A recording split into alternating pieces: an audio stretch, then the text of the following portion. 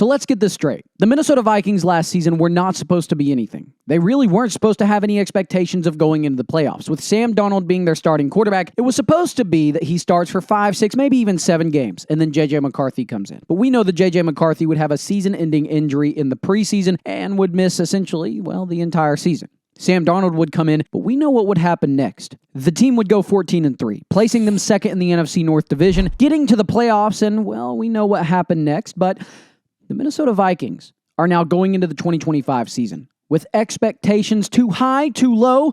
That's what I want to talk about in today's video. Are they just a year behind in something that was supposed to happen last year? Or have they leapt into something better than anybody could have expected?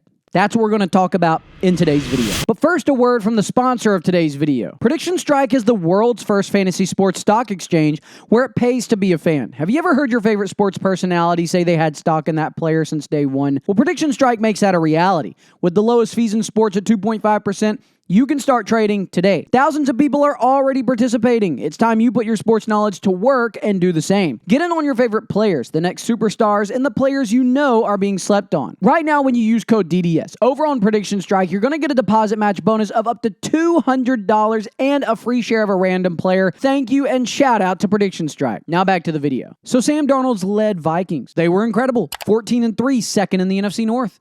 Points for was 432, 9th in the NFL. Points against, 332, 5th in the NFL. Justin Jefferson and Jordan Addison combined for 166 catches for over 2,400 yards and 19 touchdowns. Now, the defense had second-year defensive coordinator Brian Flores, and he worked with a versatile core and free agent additions to improve the defense. Now, of course, we know exactly what would happen the moment they get into the playoffs.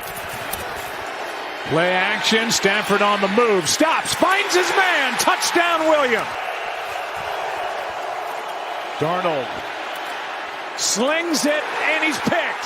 Intercepted by Durant for Quentin. Darnold balls out, picked up by Verse. Off to the races, and gone for the touchdown. 4th down and 2. Darnold is sacked again. Get the ball out in the screen. Under 20 to go. Wide open. Allen touchdown. Stephen A., how should we feel about Sam Darnold right now after what we saw last night? You should feel like, hey, you kind of got hoodwinked for the first 16 weeks of the season. They had the number 1 seed in the palm of their hands. And then he went there and he wet the bed. Yeah, they would ultimately lose to the Rams. Now, the Vikings struggled in the red zone during the 2024 season, particularly on rushing attempts. They also had some issues with their pass coverage, particularly with certain linebackers. And additionally, while their pass rush was strong, they faced challenges with their overall rushing performance. They struggled to gain yards. They struggled to score touchdowns when close to the opponent's goal line. And specifically in Week 18 against Detroit, they went scoreless on 4 red zone possessions. That's definitely something. While the Vikings defense as a whole was strong, some linebackers struggled in coverage. Specifically, linebacker Ivan Pace Jr. had a low coverage grade, particularly in his initial 2024 campaign. Now, that's not it. Because while the Vikings pass rush was successful, their overall rushing performance wasn't as strong. They struggled with rushing yards and touchdowns, particularly when compared to other teams. So what do the Vikings do? With the 24th pick in the 2025 NFL Draft, the Minnesota Vikings select Donovan Jackson, guard, Ohio State. With the 102nd pick in the 2025 NFL Draft, the Minnesota Vikings select Tashar Felton, wide receiver, Maryland. With the 201st pick in the 2025 NFL Draft, the Minnesota Vikings select Kobe King, linebacker, Penn State. With the 202nd pick in the 2025 NFL Draft, the Minnesota Vikings select Gavin Bartholomew, tight end, Pittsburgh. In round 1, they get an offensive lineman from Ohio State. In round 3, they get the wide receiver from Maryland. In round 5, a defensive lineman from Georgia. In round 6, a linebacker from Penn State.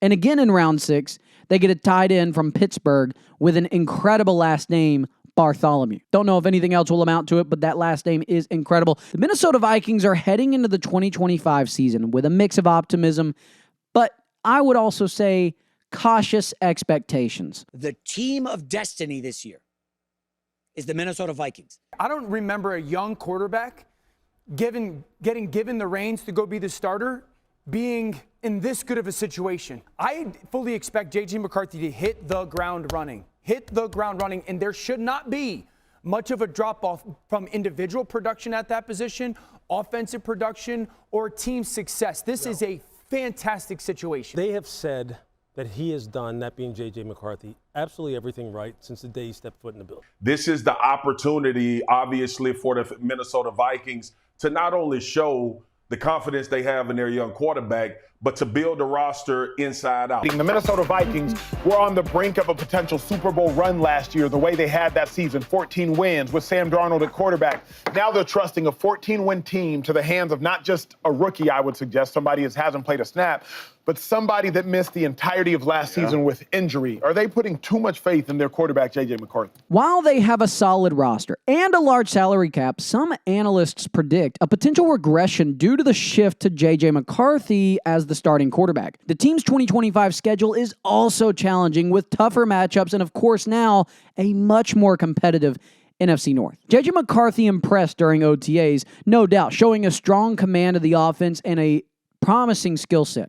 Of course, the team has strong veteran players, including Justin Jefferson, who can help McCarthy's development and lead the team, of course. The Vikings have a significant amount of salary cap space, allowing them to make strategic moves in free agency and the draft. Kevin O'Connell has shown a strong ability to coach and lead this team even after a challenging situation with multiple quarterbacks in 2024. While the schedule is tough, it could provide opportunities for McCarthy to grow and improve as a starter. These are all the reasons to be optimistic for the Vikings in 2025. But here's the reasons to be cautious. JJ McCarthy is the youngest starting quarterback going into 2025 at 22 years old. He will be facing experienced defenses. And again, the Vikings have a challenging schedule, including tough NFC North rivals and other high-profile opponents. Some analysts predict a drop in performance compared to the previous season due to the transition, of course, like I said, to JJ McCarthy. And while the team has talent,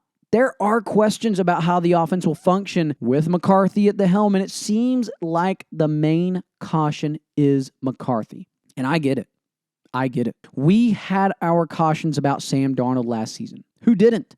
Nobody expected the Vikings to do what they did, but they did it. And with this team going into 2025 with JJ McCarthy at the helm, it's a huge question mark. It is a huge question mark that even I myself cannot confidently and comfortably say, oh yeah, they'll definitely be great. I believe in Kevin O'Connell. I believe in Justin Jefferson. I believe in Jordan Addison. I believe in the offensive line upgrades that have taken place. So with all those things, it could be said that JJ McCarthy is actually going into one of the most QB-friendly situations there is. Yes, it's a tough schedule, but if he can soak in and learn everything possible from Kevin O'Connell, this Vikings team could be really good in 2025.